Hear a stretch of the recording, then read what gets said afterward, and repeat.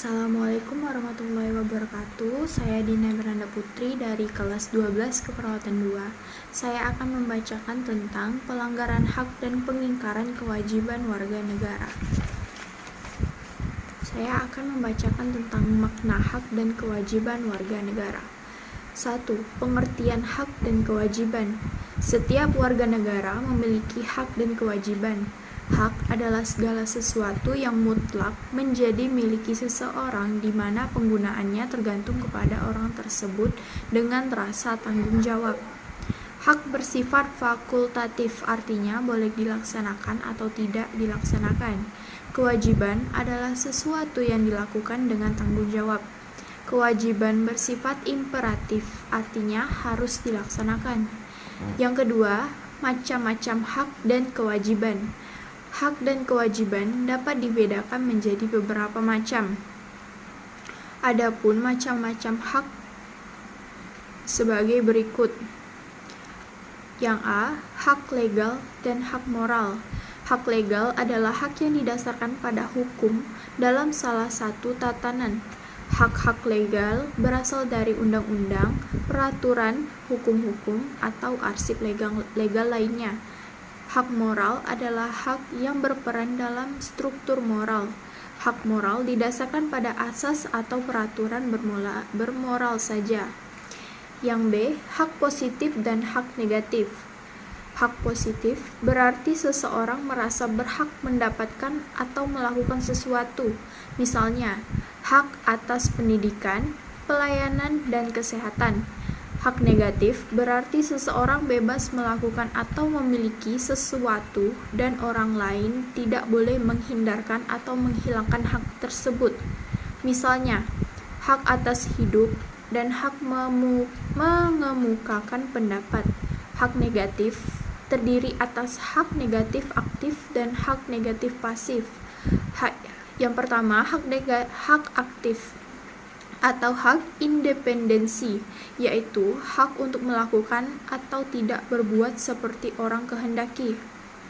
Yang kedua, hak pasif atau hak keamanan, yaitu hak untuk tidak diperlakukan orang lain atas aturan khusus atau dengan cara tertentu. Selanjutnya ada yang C, hak hukum dan hak umum. Hak khusus timbul dalam suatu relasi khusus antara manusia atau karena fungsi khusus yang dimiliki satu orang dengan orang lainnya. Misalnya, dalam hal pinjam-meminjam, maka orang yang meminjam berhak mendapatkannya kembali sesuai perjanjian. Hak umum dimiliki manusia bukan karena hubungan atau fungsi tertentu. Hak ini dimiliki seluruh manusia tanpa kecuali. Di Indonesia, hak umum sering disebut sebagai hak asasi manusia. Yang D ada hak individu dan hak sosial. Hak individu adalah hak yang dimiliki individu terhadap negara. Negara tidak boleh mengganggu individu dalam mewujudkan hak-haknya. Sama halnya pada hak negatif. Hak sosial bukan hanya kepentingan terhadap negara saja, tetapi juga sebagai anggota masyarakat dengan masyarakat yang lain. Misalnya, hak atas pekerjaan dan hak atas pendidikan.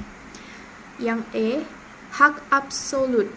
Hak bersifat mutlak tanpa pengecualian, berlaku di mana saja, tidak dipengaruhi oleh situasi atau keadaan apapun.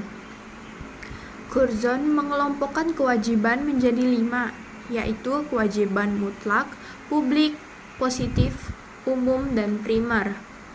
Yang pertama ada kewajiban mutlak, yaitu kewajiban seseorang terhadap diri sendiri yang tidak berhubungan dengan hak dan tidak mutlak melibatkan hak di lain pihak.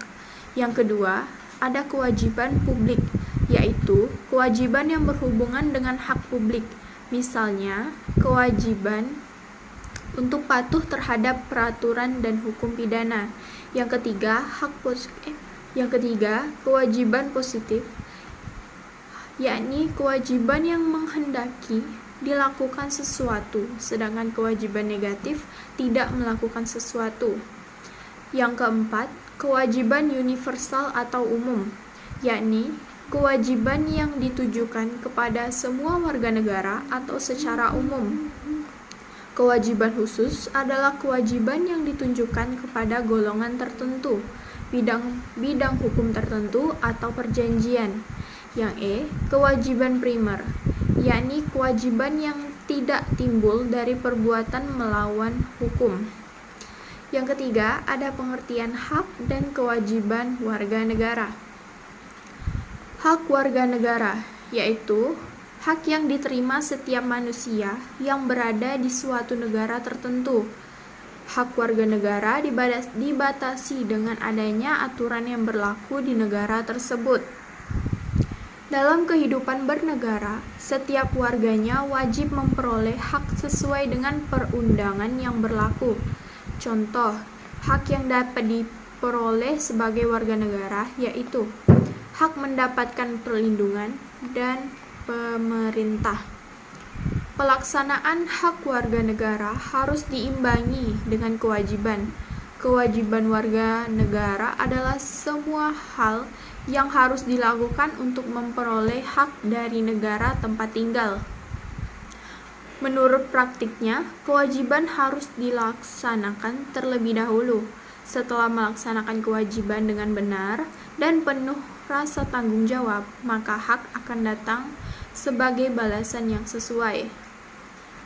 Yang B, hak dan kewajiban warga negara dalam Pancasila. Hak dan kewajiban warga negara dijamin dalam Pancasila. Hak dan kewajiban warga negara diatur dalam nilai-nilai Pancasila yang dapat dibagi menjadi 3 kategori, yaitu nilai dasar, nilai instrumental, dan nilai praktis. Yang 1. Hak dan kewajiban warga negara dalam nilai dasar sila Pancasila. Nilai dasar merupakan nilai yang sifatnya tidak berubah dari waktu ke waktu atau tetap. Nilai dasar terdiri atas ketuhanan, kemanusiaan, persatuan, musyawarah, dan keadilan. Berdasarkan nilai-nilai yang terkandung dalam Pancasila inilah warga negara Indonesia memperoleh hak dan kewajibannya sebagai warga negara dan sebagai individu. Berikut hubungan antara hak dan kewajiban warga negara dalam Pancasila. Yang A. Sila Ketuhanan Yang Maha Esa. Sila pertama berisi tentang hubungan antara negara dan agama, serta hubungan antar umat beragama. Di Indonesia ada 6 agama yang diakui oleh negara, yaitu Islam, Kristen, Katolik, Hindu, Buddha, dan Konghucu. Adapun nilai-nilai yang terkandung dalam sila ketuhanan yang Maha Esa, yaitu sebagai berikut. 1. Membina toleransi dengan sesama pemeluk agama. Yang kedua, membina kerjasama dan kerukunan hidup dengan sesama pemeluk agama. Yang ketiga, mengakui hubungan antara manusia dan Tuhan yang Maha Esa sebagai hak pribadi. Yang keempat, mengakui kebebasan setiap warga negara untuk menjalankan ibadah berdasarkan agamanya masing-masing.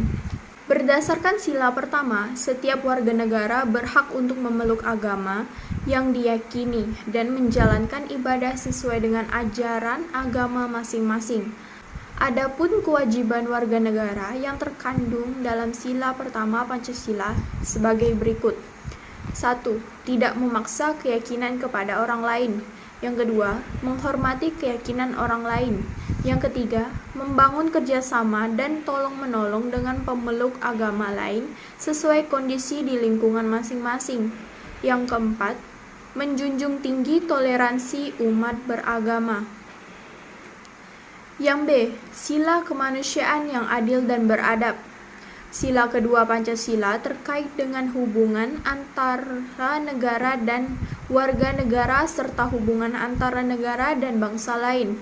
Adapun nilai-nilai yang terkandung dalam sila kemanusiaan yang adil dan beradab sebagai berikut. 1.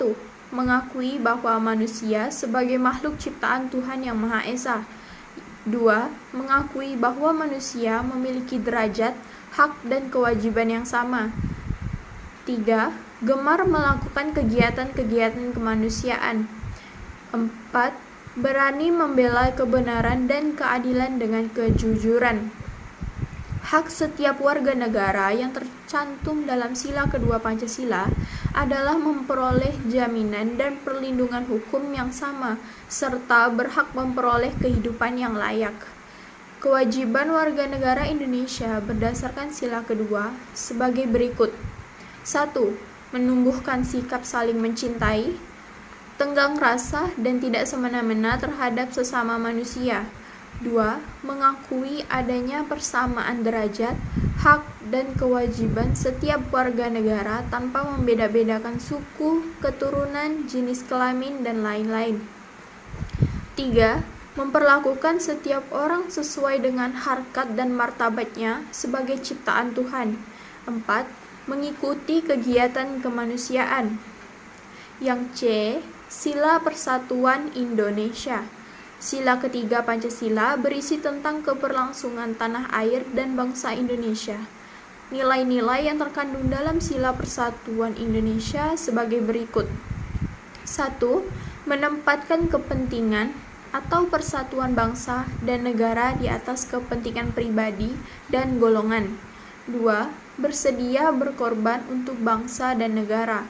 3. Menjunjung persatuan dan kesatuan berdasarkan prinsip Bhinneka Tunggal Ika. 4. Membina kerjasama dan kerukunan hidup dengan suku lain yang ada di Indonesia.